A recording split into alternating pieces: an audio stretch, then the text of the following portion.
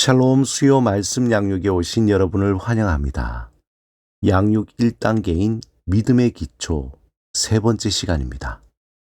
함께 말씀을 나누며 예수 그리스도를 알고 예수 안에서 성장하며 예수를 증거하는 삶으로 변화되시길 소망합니다. 이 시간 잠시 침묵으로 하나님 앞에 기도드리겠습니다.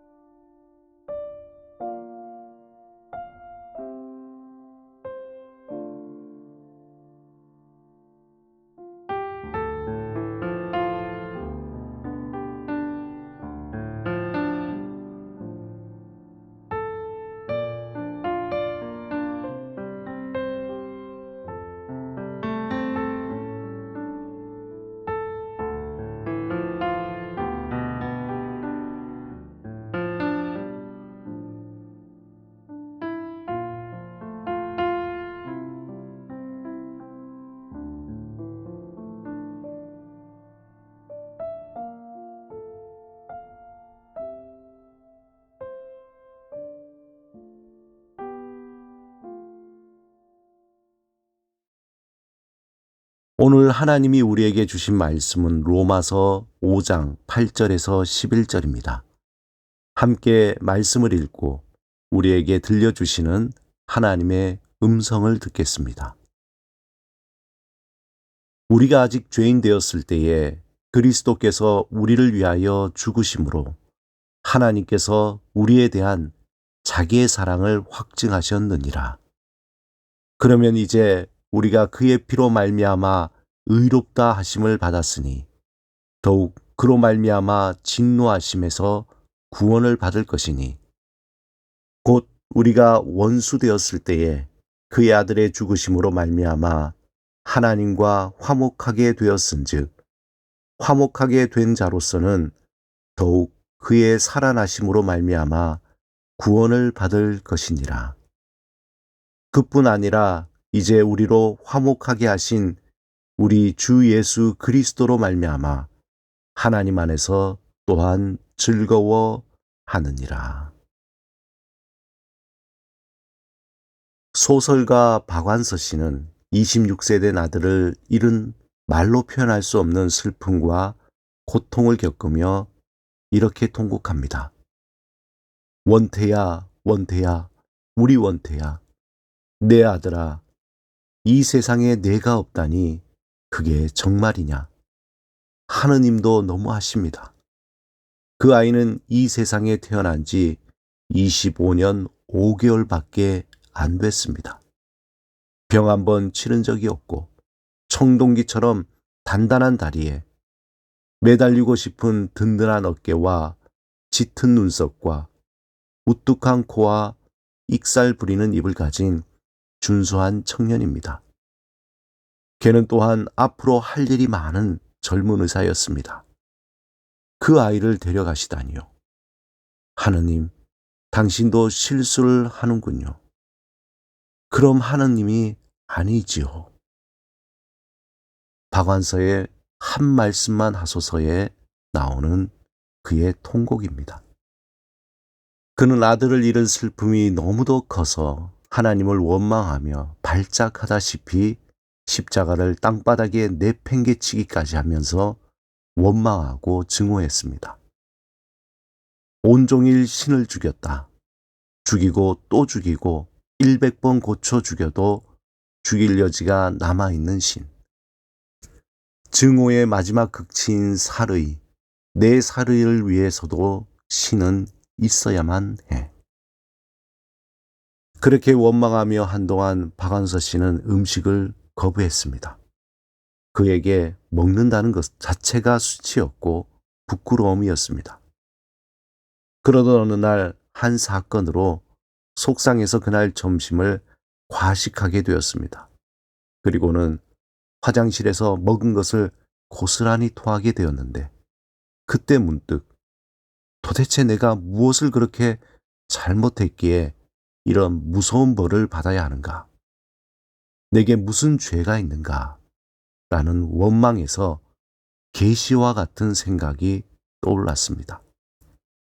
그는 주지도 않고 받지도 않는 타인에 대한 철저한 무관심이야말로 크나큰 죄라는 것을, 그리하여 그 벌로 나누어도 다함이 없는 태산 같은 고통을 받았음을 깨달았다고 합니다.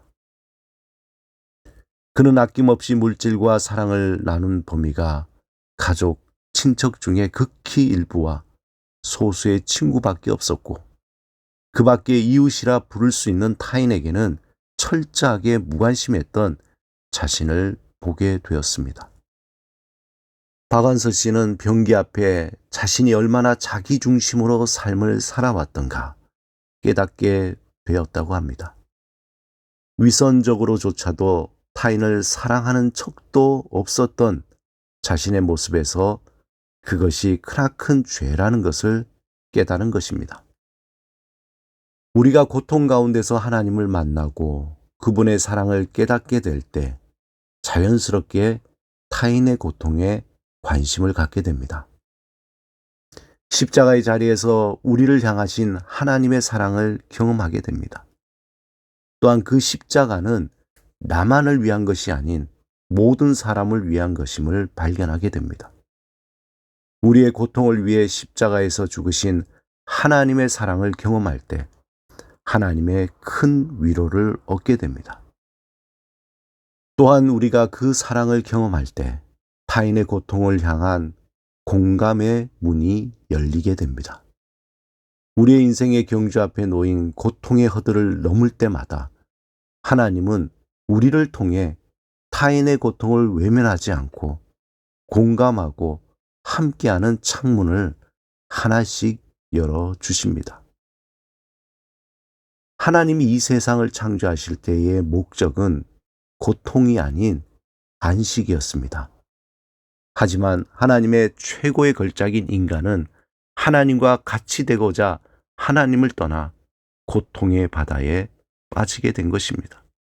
결국 인간은 자신이 누구인지, 하나님이 어떤 분인지, 인간이 살아가는 인생의 의미가 무엇인지 그 해답을 찾지 못한 채 살아가는 비극적인 존재가 되었습니다.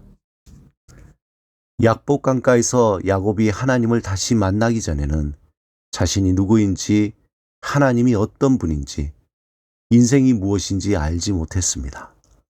그러나 그가 하나님을 만난 후에 자신이 어떤 존재인지, 하나님은 어떤 분이신지, 그가 살아가는 인생이 어떤 것인지 조금씩 알아가기 시작했습니다. 결국은 자신의 삶을 바라보는 성숙함뿐만 아니라 하나님과 친밀한 사귐을 통해 깊은 영적인 통찰력을 갖게 되었습니다. 로마서 5장 8절에 우리가 아직 죄인 되었을 때에 그리스도께서 우리를 위하여 죽으심으로 하나님께서 우리에 대한 자기의 사랑을 확증하셨느니라 말씀하셨습니다. 하나님은 우리의 고통을 외면하지 않으시고 친히 자신이 인간의 육신으로 오셔서 고난받으셨습니다. 예수 그리스도는 우리의 고통에 함께 하시고 우리의 고통을 대신 지시고 고난받으며 십자가의 길을 걸어가셨습니다. 우리의 고통에 동참하시며 위로하시고 품어주시며 하나님의 사랑을 확증하셨습니다. 사랑하는 여러분, 우리의 인생은 고통입니다. 마치 풍랑이 이는 바다에 띄어진 배와 같습니다. 거칠게 이는 파도로 인해 배는 이리저리 흔들리기도 하고 높은 파도와 뒤집어질 것 같은 위기에 처하기도 합니다. 하지만 그 배 안에 풍랑을 잠잠케 하시는 하나님의 아들 예수 그리스도와 함께 있다면 두려울 것이 없습니다. 예수 그리스도와 함께 한다면 풍랑 가운데 평안함을 누릴 수 있습니다. 비록 우리의 삶이 고통의 바다이고 분명한 해답을 찾을 수 없는 복잡한 여정이지만 주님을 의지하고 동행하는 삶을 살아갈 때 조금씩, 아주 조금씩 하나님이 누구신가 알아가며 진정한 나의 모습과 우리가 살아가는 인생의 참된 의미를 알게 될 것입니다. 이것은 하나님과 진실한 사귐 속에 얻을 수 있는 보석이며 신비입니다. 날마다 고통의 바다를 주님과 함께 항해하시길 바랍니다. 그 바다에서 풍랑이 일고 비바람이 몰아치더라도 주님과 함께할 때 고통의 인생은 우리의 삶을 깎고 또 깎아서 누구도 흉내낼 수 없는 자신만의 보석을 만들어낼 것입니다. 그런 기나긴 영적 여정을 주님과 함께 담대히 걸어가시는 여러분이 되시기를 주님의 이름으로 축원드립니다.